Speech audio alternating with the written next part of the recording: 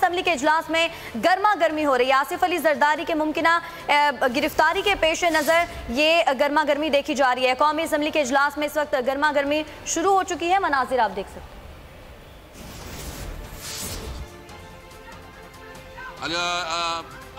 Please आपको देते हैं मौका जी। आप तो जो चीज डिसाइड हुए कि क्वेश्चन आवर के बाद आपको मौका देता हूं, तो क्या है अपॉइंटमेंट बात कर लेना प्लीज जी प्लीज। सर बुनियादी तौर पे ये बड़ा ही अहम कॉल अटेंशन नोटिस है, बड़ा ही इम्पॉर्टेंट, कम से कम ज़िला एबटाबाद के लिए, पाकिस्तान के लिए और ख़ास कर तालीम से मुतल्लिक।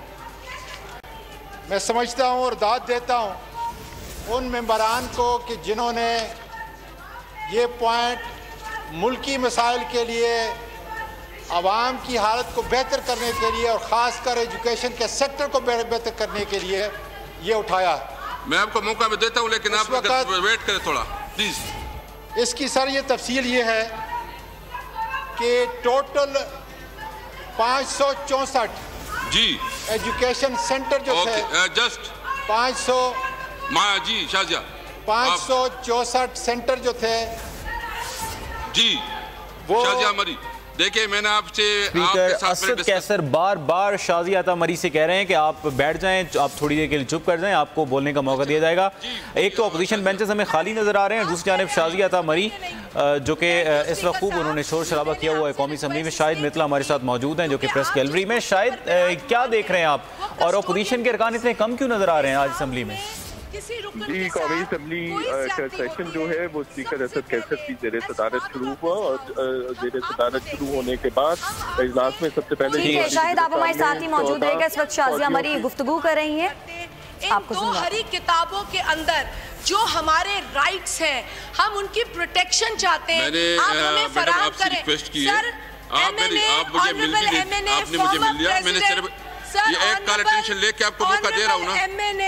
फॉर्मर प्रेसिडेंट ऑफ पाकिस्तान जनाब आसिफ अली जरदारी साहब जो पहले 12-13 साल जेल काट के आज नैब की विक्टिमाइजेशन में, आज नैब उनके घर के बाहर खड़ी है।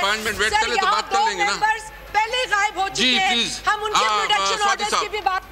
स्वाति साहब प्लीज कंटिन्यू। तो बुनियादी तौर पे इंशाअल्लाह साहब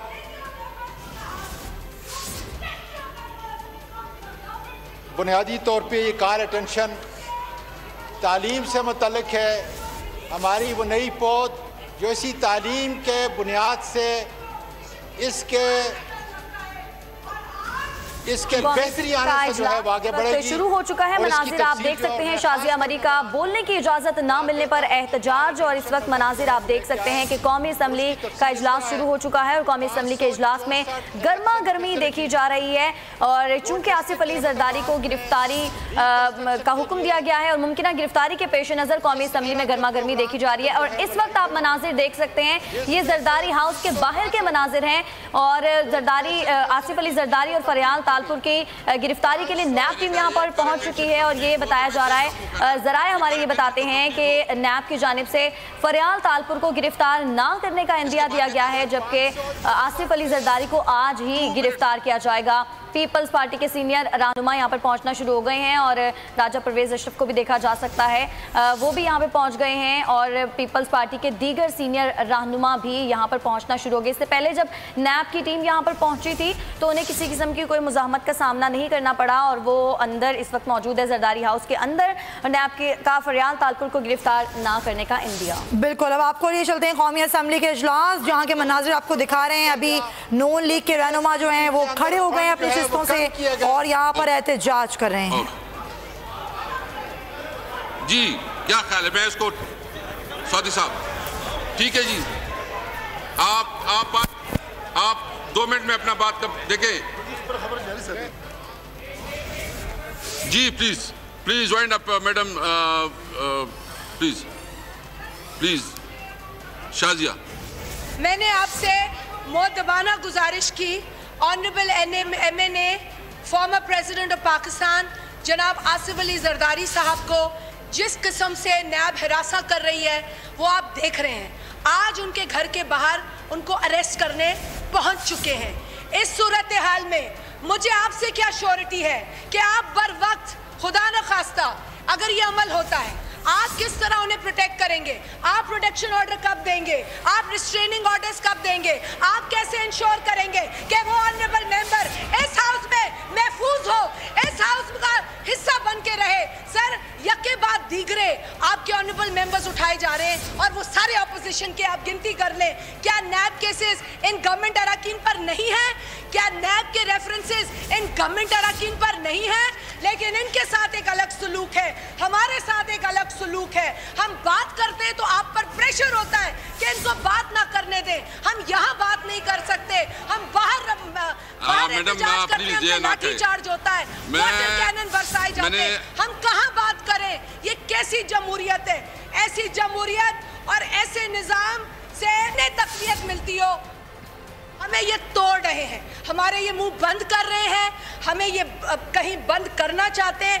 मैं वेलकम करती हूँ कि आज ऑनरेबल लीडर ऑफ ऑपोजिशन आ गए इस हाउस में जिनके लिए कयास आराइयाँ हुकूमत फैला रही थी, और वो भी हमारी आवाज़ बहैसियत लीडर ऑफ ऑपोजिशन जो तमाम जमातें उनके साथ ऑपोजिशन की हैं, मैं उनसे भी गुजारिश करूंगी कि honourable members are being picked up just because they are with the people. Honourable members are being victimised क्योंकि वो आपकी गलत पॉलिसीज पे बात कर रहे हैं, आपकी गलत गवर्नेंस को पिन पॉइंट कर रहे हैं, आपके नैब केसेस पे बात करते हैं तो दूसरे दिन आप उनके ऊपर कार्रवाई करते हैं। Sir, this is not the way democracy runs. Madam, एक तो आपने बात की, सबसे पहले आप मुझसे मिली हैं, हमें फ्रीडम आपको मैंने कहा है कि जैसी मैं एजेंडा खत्म करके आपको मौका दूंगा। आप इंश्योर करें कि आसिफ अली जरदारी साहब इस वक्त इस हाउस में आए, ये आप इंश्योर करें, ये आप हमें इंश्योर करके दें। हम आपसे मांग रहे, हम आपसे मांग रहे।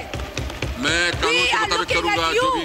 At your chair, at your position, at the sanctity of your position, हम आपसे जस्टिस चाहते। हमें आप डिलेइंग टैक्टिक्स में ना फंसाइएगा, किसी ब्यूरोक्रेट की ना सुनिएगा। आप अपनी विजडम से काम करें, आप कस्टोडियन की हैसियत में काम करें, डिलेइंग टैक्टिक्स के बिना इंश्योर करें।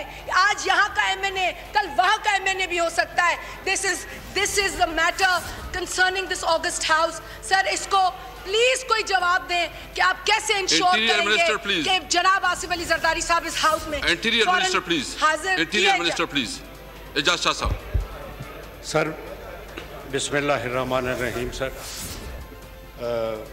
आपको पता ही है sir, we were all with you and this, ये हमें पता था कि जरदारी साहब कोर्ट में पेश हो रहे हैं, तो इसमें मेरे ख्याल के मुताबिक रिस्पेक्ट करते हैं जो वो एहतजाज कर रहे हैं, लेकिन एज फार एज द हुकूमत is concern they don't have any role. Sir, ये तो ये उसकी एक मिनट सर, ये जो नैब थी या है, ना इस हुकूमत ने बनाई ना पहलों ने बनाई।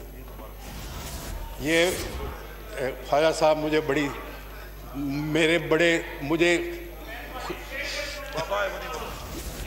Thank you very much. फिर मैं सर आगे नहीं जानता, फिर मैं now I will not go beyond that. So this is done by the NAB sir, and the government has nothing to do with it. As far as arrest, believe me sir, if you believe me, as a interior minister, even the NAB has asked me to give them the manpower।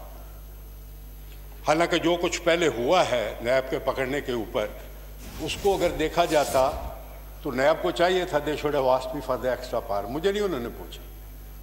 So that is what I am saying कि this is a court decision, court कर रही है sir, इसमें मैं क्या जवाब दूँ या और को गवर्नमेंट का आदमी क्या जवाब देगा? Thank you sir. आजम सादी साहब प्लीज कंटिन्यू प्लीज। नहीं प्लीज, अभी हम एजेंडा को पूरा करते हैं, इसके बाद जी प्लीज। सर, बिस्मिल्लाहिर्रहमानिर्रहीम। मैं शुक्रिया अदा करता हूँ सबसे पहले मोहम्मद अली खान जदून का, उज़्मा रियाज का और मोहम्मद नवाज खान का कि वो कॉल अटेंशन जो है वो लेके आए, और ये कॉल अटेंशन तालीमी इदारे जो एबटाबाद में थे, जो एरा में नहीं बने गए थे, उनके बारे में पूछा गया कि वो क्यों नहीं बने गए, कितने बने, और उसके बाद जो है बाकी जो रह गए हैं वो कब बनेंगे। सर, उसकी तफसील ये है कि 564 जो थे वो एजुकेशन फैसिलिटी जो है पहले उसको रिकन्स्ट्रक्शन के लिए इस प्रोग्राम के अंदर लाया गया। 362 फैसिलिटी जो थी वो कंप्लीट हुई, 177 जो है वो कंप्लीशन को होने जा रही है, और तकरीबन 25 एजुकेशन सेंटर जो थे वो अभी स्टार्ट नहीं किए, इसलिए कि 2012 में जब PSTP फंड जो थे उसको कंप्रोमाइज़ किया गया, कट किया गया, तो उसकी वजह से ये फाइनल अभी पूरे जो है नहीं हुए। इंशाअल्लाह ताला इस दफ़ा भी हम कोशिश कर रहे हैं और काफ़ी पैसे इसके अंदर मद के अंदर रखे गए हैं ताकि जो अभी तालीमी इदारे मुकम्मल नहीं हुए उनको मुकम्मल होने की हद तक जो है वो लेके जाएँ। मैं गवर्नमेंट की तरफ से ये पूरी वजाहत भी कर देता हूँ और ज़िम्मेदारी से कहता हूँ कि इंशाअल्लाह ताला इन तालीमी इदारों को हम मुकम्मल करेंगे। अगर इस दफ़ा फंड हमारे कम है तो इंशाअल्लाह आइंदा सालों के अंदर जो है अपनी हुकूमत के इस दौरानिया के अंदर हम इनको मुकम्मल करने की कोशिश करेंगे। शुक्रिया सर। Mister Ali Jadoon to ask for question. Ali Jadoon to ask for question. Thank you sir.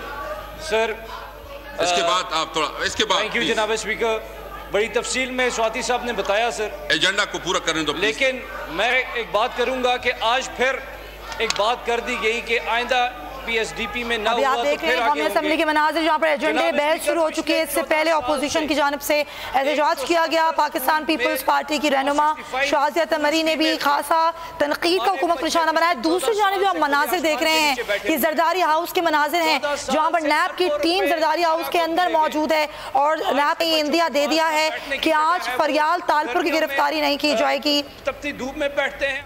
आपको बताएं कि दूसरी जानिब शहबाज शरीफ कौमी असम्बली के इजलास में पहुंचे थे। अभी जो मनाजिर हैं ये जरदारी हाउस के मनाजिर हैं। यहाँ पर नैब की टीम जरदारी हाउस के अंदर मौजूद है। ये कहा शहबाज शरीफ ने असम्बली में कि जरदारी हमेशा असम्बली के इजलास में शरीक होते रहे हैं। बिल्कुल, और शहबाज शरीफ की जानिब से ये भी कहा गया कि आसिफ अली जरदारी नैब के हर सवालात के जवाब देते रहे हैं। शहबाज शरीफ ने मजीद क्या कहा आपको सुनवाते हैं। और नैब की टीम जरदारी हाउस पहुंच गई है सर, क्या कहेंगे सर? जरदारी साहब कायदे के साथ नैब में पेश होते रहे, हाजिरी में सवाल का जवाब देते रहे। मुझे समझ नहीं आई कि नैब को उनको अरेस्ट करने की क्यों जरूरत पेश आई। सर मुस्लिम लीग नून सर क्या पीपल्स पार्टी के साथ खड़े हुए सर अगर आसिफ जरदारी गिरफ्तार किया जाता है?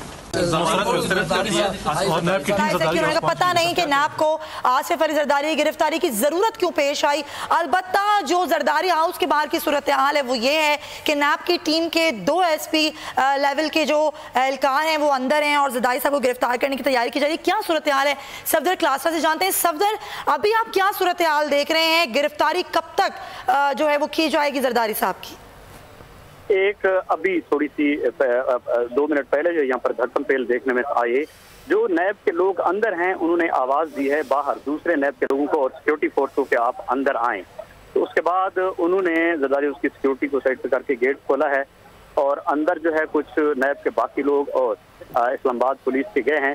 तो वहाँ पर जरदारी हाउस के लोगों ने आवाज दी है कि मीडिया भी आ जाए, तो पुलिस ने मीडिया को रोक दिया है। तो पुलिस और मीडिया के दरमियान भी थोड़ी सी धक्कम-पेल हुई है कि हमें अंदर जाने दिया जाए, लेकिन मीडिया को बाहर रोक दिया गया है। पुलिस अफसरान और नैब के कुछ लोग जो है वो अंदर दाखिल हो चुके हैं। इस वक्त मीडिया फिर गेट के ऊपर मौजूद है और पुलिस की नफरी बाहर भी है और खासकर खवातीन भी मौजूद हैं पुलिस। सदर हमारे साथी आप मौजूद रहेगा। आपको बता रहे हैं कि नैब की टीम ने मेडिकल के लिए आसिफ अली जरदारी की तैयारी मुकम्मल कर ली। पिम्स अस्पताल के डॉक्टर आसिफ अली जरदारी की मेडिकल रिपोर्ट तैयार करेंगे। इस हवाले से मरासला भी दे दिया गया है। नैब ने आसिफ अली जरदारी के मेडिकल के लिए तैयारियां मुकम्मल कर ली हैं। आपको आगाह करें जो टीम मौजूद है आसिफ अली जरदारी गिरफ्तारी के लिए, उसने नैब ने पिम्स अस्पताल को आसिफ अली जरदारी के मेडिकल के लिए मरासला भी दे दिया है और अब पिम्स अस्पताल के डॉक्टर्स हैं वो आसिफ अली जरदारी की मेडिकल रिपोर्ट तैयार करेंगे। उसके बाद तमाम तरह प्रोसीजर है गिरफ्तारी का वो आगे बढ़ सकेगा।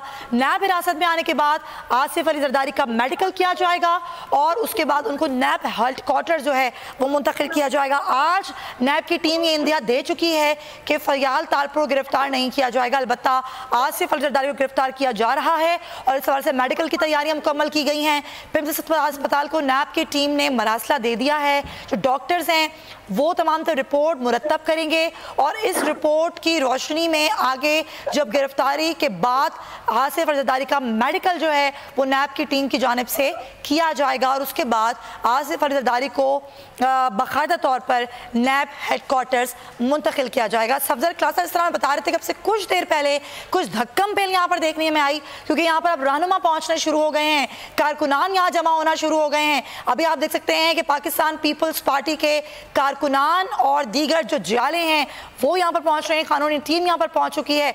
और इससे पहले आसिफ जरदारी ने कहा कि मुझे आप तहरीरी हुक्मनामा अदालत का दिखाएं, जब जो नैब की टीम है जो कि जरदारी हाउस के अंदर मौजूद है। बिल्कुल, हम अपने पैनल की जानिब दोबारा से जाएंगे। उसामा गाजी भी हमारे साथ मौजूद है।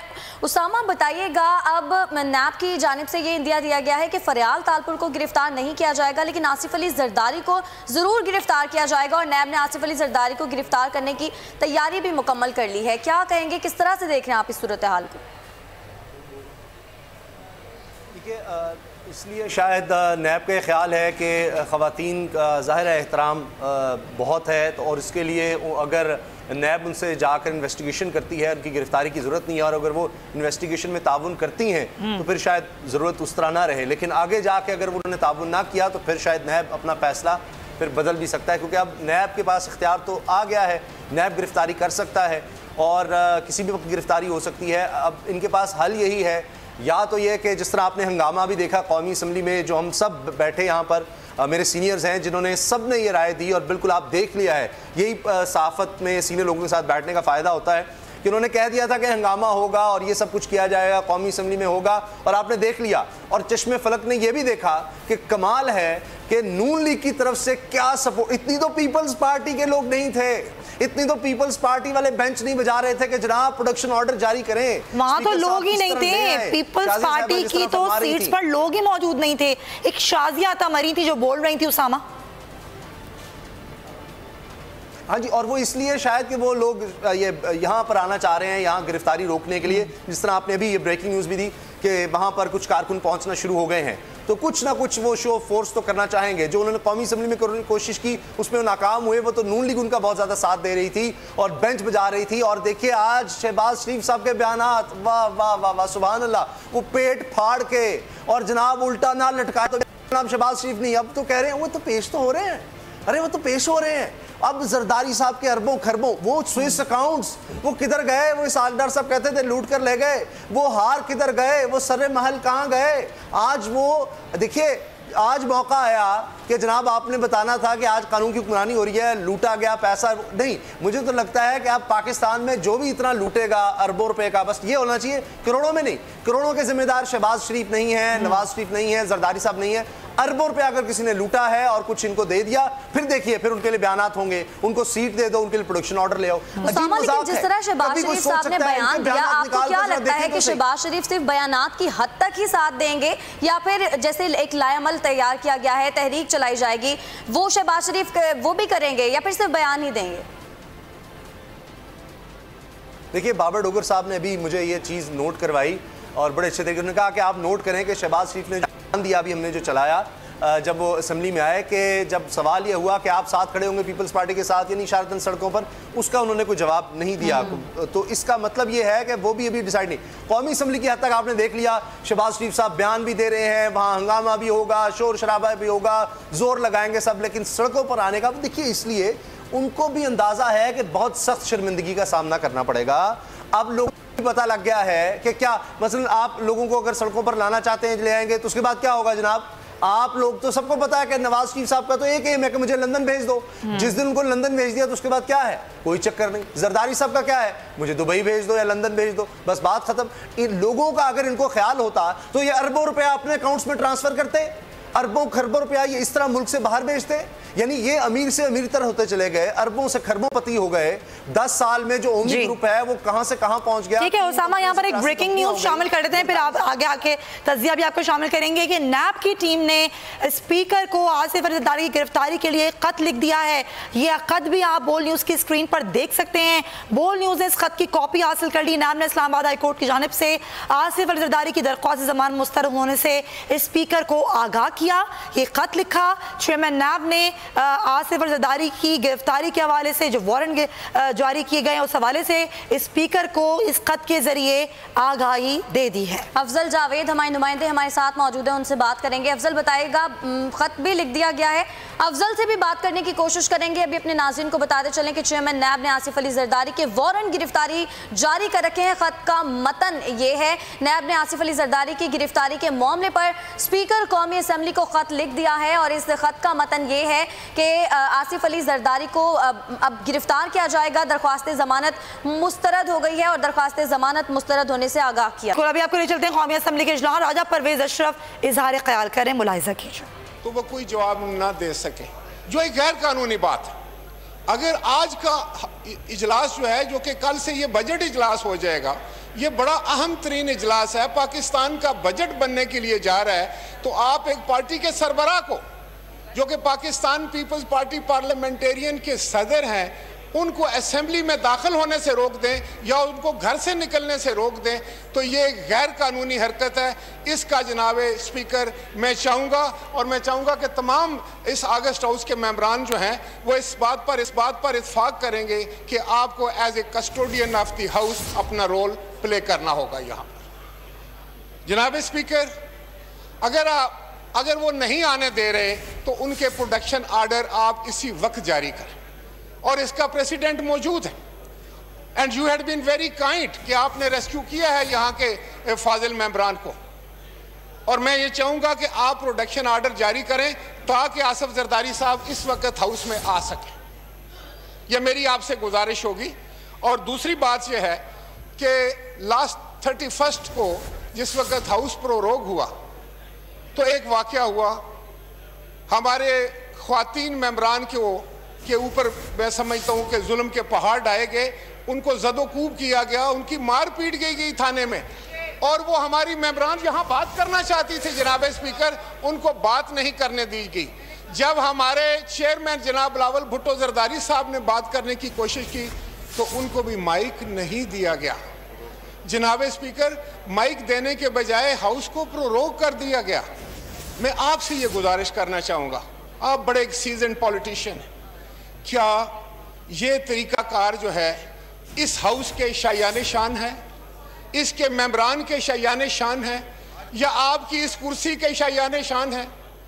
जनाब वाला, मेरी ये इस्तदा होगी आपसे, मैं ये गुजारिश करूंगा कि इसी वक्त जनाब आसिफ अली जरदारी साहब के प्रोडक्शन आर्डर आप जारी करें ताकि मैं प्रोडक्शन आर्डर लेके जाऊं और उनको मैं हाउस में लेकर आऊं इस वक्त,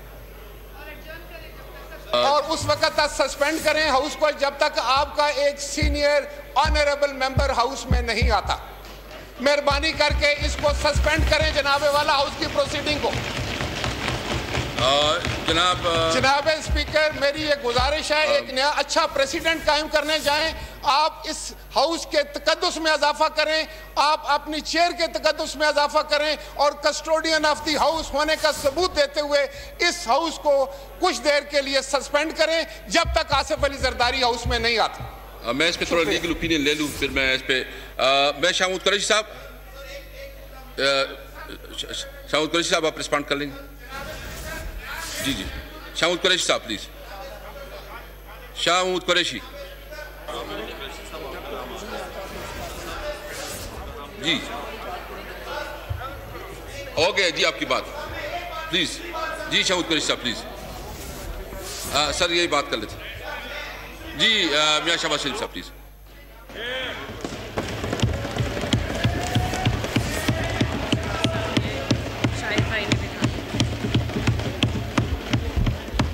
बहुत शुक्रिया जनाब स्पीकर।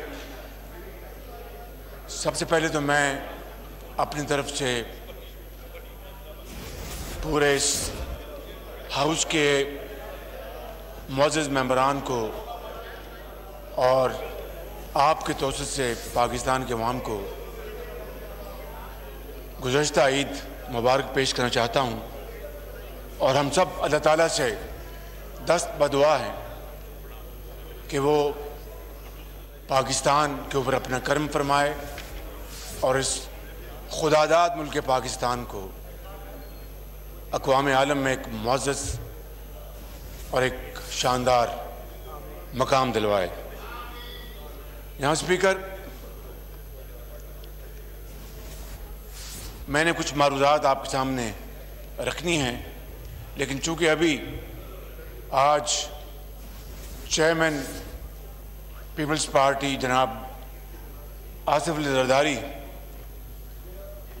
को गिरफ्तार करने के ऑर्डर्स दिए गए हैं,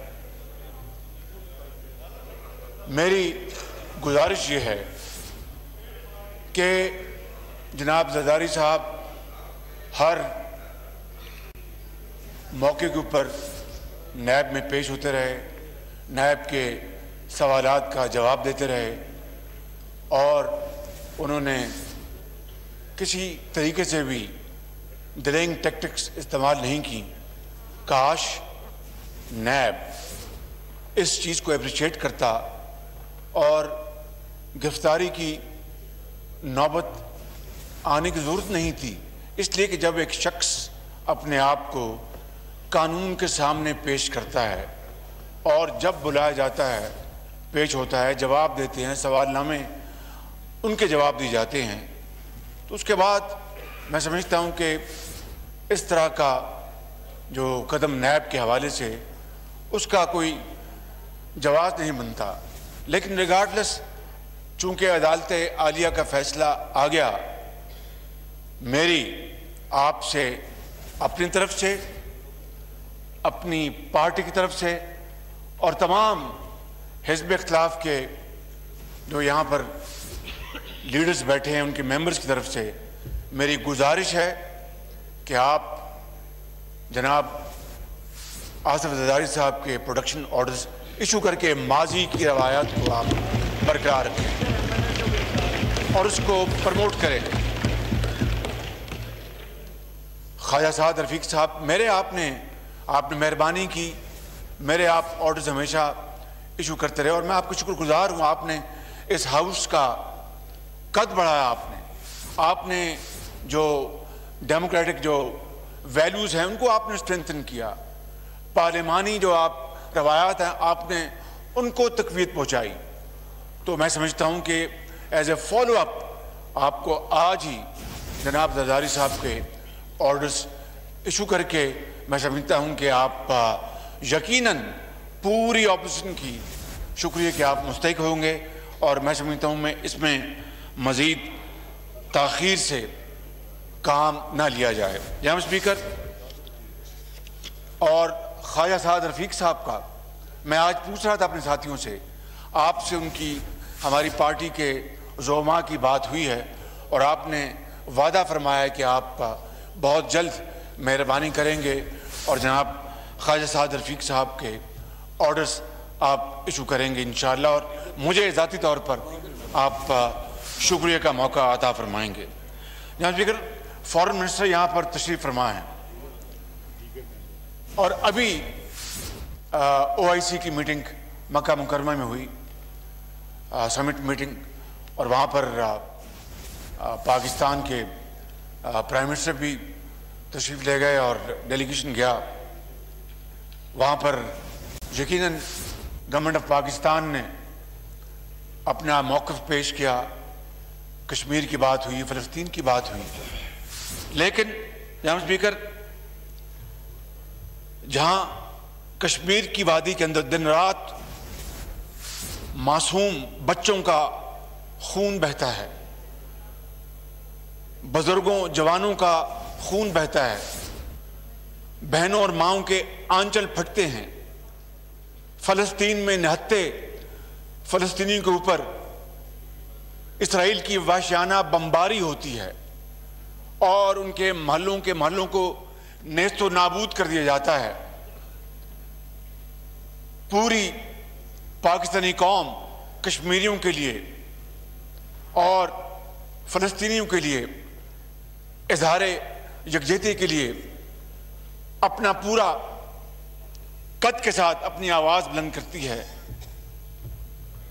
मुझे और पूरी कौम को बहुत सदमा पहुंचा कि OIC के इलामिया में कश्मीर का जिक्र मौजूद नहीं था, और ये पूरी कौम सख्ते में है कि इस्लामिक वर्ल्ड का एक बहुत इम्पोर्टेंट फोरम है और वहाँ पर कश्मीर के अंदर जो जुल्म सितम दिन रात होता है और हजारों लोग वानी और शेख ख्वाजा भट्ट न जाने कितने हजारों माओं के लखते जिगर वो अल्लाह को प्यारे हो गए, और कश्मीर के बारे में उस फोरम के ऊपर एलामिया में जिक्र तक ना हो, मैं समझता हूं कि ये इंतहाई अफसोस की बात है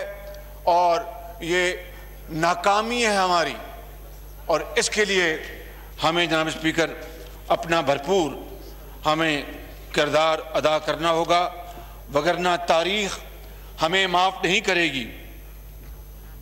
जनाब स्पीकर, मैंने जैसा शुरू में कहा कि चंद आम बातें करनी हैं। चंद दिन पहले वजीर आजम इमरान खान नियाजी साहब ने एक ट्वीट दिया उमर अयूब साहब को, जो हमारे बिजली के वजीर हैं और मेरे भाई हैं, काबिल कदर हैं मेरे लिए बहुत, और उनको कहा कि मुबारक हो कि आपने लोड शेडिंग का मसला हल कर दिया है। जनाब स्पीकर, ये सदी का सबसे बड़ा झूठ है। दिस इज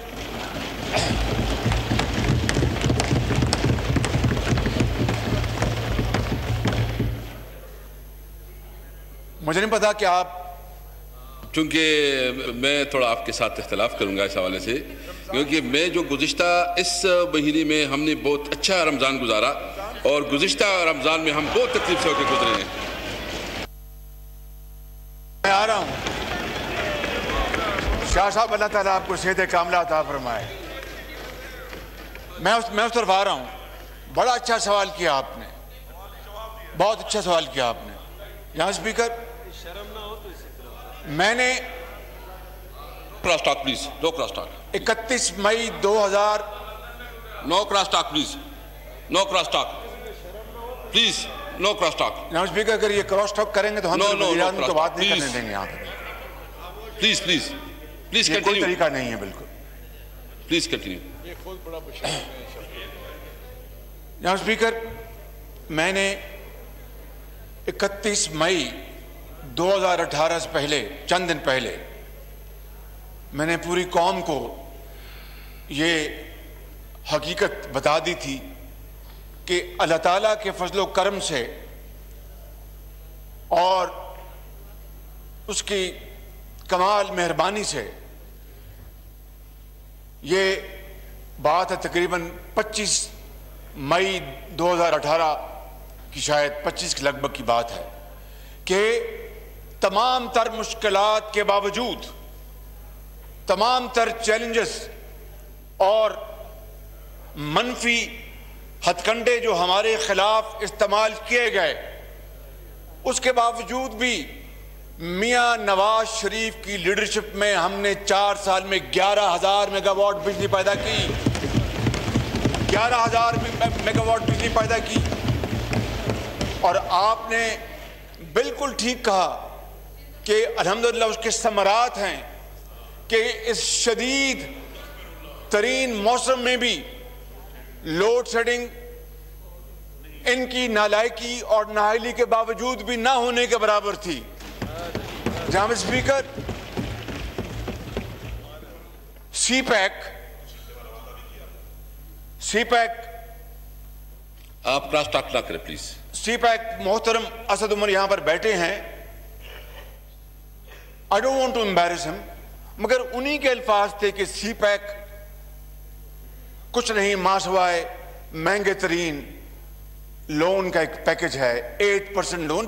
बिल्कुल मैं आपको कोट एंड कोट बता रहा हूं। और फिर मैं इनका शुक्रगुजार हूं कि फिर उन्होंने BBC के एक इंटरव्यू में अपनी उसी बात की तस्हीह की और गोया हुए कि ये एक शानदार ये पैकेज है CPEC और जो लोन्स हैं वो सस्ते तरीन हैं, 1.5-2% उसकी कॉस्ट है जो कि फैक्ट है, और शफाफ तरीन। ये मैं नहीं कह रहा, असद उमर साहब फरमा रहे हैं उस BBC के इंटरव्यू में। वो CPEC के तहत जो पावर प्लांट्स लगे और हुकूमत पाकिस्तान नवाज शरीफ की लीडरशिप में शाहिद खाकान हमारे मिनिस्टर ऑफ पावर थे। जनाब स्पीकर, या तो इनसे आप फरमा दें कि मेरी बात मेहरबानी करें, क्रॉस टॉक ना करें प्लीज, आपसे हम्बल रिक्वेस्ट है। फिर मैंने दूसरे तरह की, प्लीज ना करें क्रॉस टॉक प्लीज, मैं सबसे कहता हूँ प्लीज। उन्हें उधर से भी मैं किसी को नहीं करने दूंगा जी, प्लीज प्लीज प्लीज प्लीज ना सब प्लीज जी। शाहिद आवाजी साहब जो हमारे वजीर पेट्रोलियम थे, ख्वाजा आसिफ साहब ये मिनिस्टर पावर थे, और फिर पूरी नवाज शरीफ की टीम, फाइनेंस मिनिस्टर इसहाक डार, सब ने मिलकर जनाब स्पीकर वो कर दिखाया जो किसी के वहमो गमान में नहीं था। 5000 मेगावाट बिजली के गैस बेस्ड प्रोजेक्ट्स लगाए गए, 5000 मेगावाट जो आज चल रहे हैं। मैं तफसील में नहीं जाना चाहता, आपका और इस ऐवान का कीमती वक्त ज़ाया नहीं करना चाहता। ब्रॉड पैरामीटर्स ये हैं कि भिक्की पावर प्रोजेक्ट 1100 मेगावाट, हवेली बहादुर शाह 1 1200 मेगावाट, हवेली बहादुर शाह 2 1250 मेगावाट, और कसूर में चूनिया वहाँ पर 1200 मेगावाट। ये 5000 मेगावाट बिजली के मंसूबे, इनकी बुनियाद रखी गई। और जनाब स्पीकर वो फिर उसी दौर में उनको ऑपरेशनल किया गया। दुनिया की तारीख में इतने सस्ते, आई वॉन्ट टू से it at the cost of reputation, कि इससे सस्ते तरीन जदीद तरीन मशीनरी और कम तरीन अरसे में इस तरह के मेगा प्रोजेक्ट्स लगाने की पाकिस्तान में नहीं, दुनिया की तारीख में इसकी कोई मिसाल नहीं मिलती। यही वजह है कि आज लोड शेडिंग नहीं है। यही वजह है कि पाकिस्तान के गर्म तरीन मौसम में भी लोग जो हैं उनको पंखा और उनका AC चलता है। ये वो कॉन्ट्रीब्यूशन है जनाब स्पीकर मियां नवाज शरीफ, उनकी टीम की, और एहसन इकबाल साहब जो कि CPEC के आर्किटेक्ट हैं। तो ये ट्वीट देना जनाब अपने उमर अयूब साहब को, ये क्या है कि क्या वज़ीर आज़म को ये ज़ेब देता है कि वो फैक्ट्स को ट्विस्ट करें, वो गलत बयानी करें। हम उनसे ये एक्सपेक्ट नहीं करते। मैं उनको आज भी उनकी खिदमत में अर्ज़ करूँगा वज़ीर आज़म की कि जनाब वज़ीर आज़म आप गलत बयानी करना छोड़ दें, आप दरोगोई से आप एहतराज करें। मैं माजरत से जी, दरोगोई का लफ्ज़ जो है ना ये मुनासिब नहीं है, इसको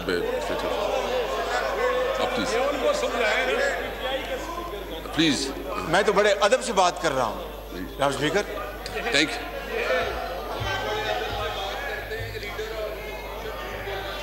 Please, please, please, no cross talk, please. No cross talk, please. Please, no cross talk. जी स्पीकर, और यहाँ पर हमारे दोस्त फवाद चौधरी जिनका ओहदा उनसे छीन लिया गया है और वो आजकल खासे बेचारे डिप्रेशन में चले गए हैं। मैं उनको, बड़ी लंबी उम्र आपके, बड़ी लंबी उम्र इनकी, तो बड़ी लंबी उम्र माशाअल्लाह इनके पास जी। साइंस एंड टेक्नोलॉजी बहुत इंपॉर्टेंट मिनिस्ट्री होती है।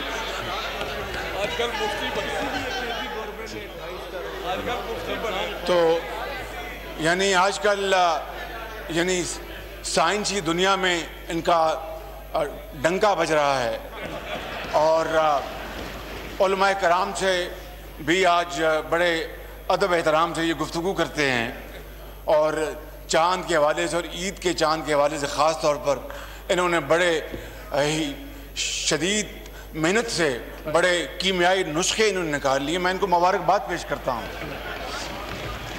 जहाँ स्पीकर, मैं अर्ज़ कर रहा था आपसे कि ये वो फैक्ट, इसको झुठलाया नहीं जा सकता। और फवाद चौधरी साहब का मैंने इसलिए जिक्र किया कि एक मरतबा आज से चंद माह पहले यहीं पर इसी मौजूद ऐवान में आपने फरमाया कि इन LNG के मंसूबों में बहुत घपला और करप्शन हुई थी।